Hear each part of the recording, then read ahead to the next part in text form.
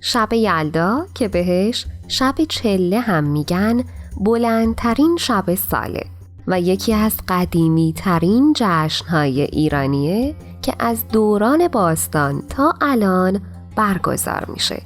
این شب مصادف با اولین شب زمستونه و از نظر ایرانی ها نمادی از پیروزی نور و روشنایی بر تاریکی شبهای بلند پاییزه.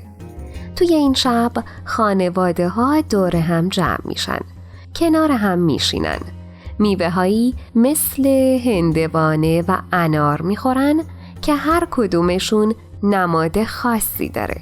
مثلا انار نماد زندگی و شادیه، هندوانه نشونه سلامتی و طول عمره، آجیل مخصوص شیرینی و خوراکی های دیگه هم روی سفره هست.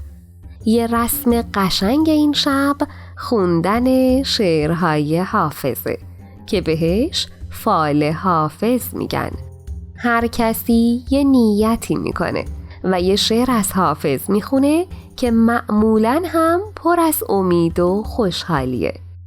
قصه گویی بزرگترهای خانواده هم یکی دیگه از سنت‌های قدیمی یلداست که مخصوصاً برای بچه‌ها خیلی جذابه.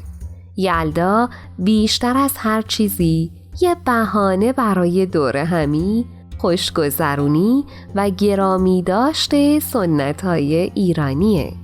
این شب توی فرهنگ ایرانی نماد اتحاد، شادی و امید به آینده است.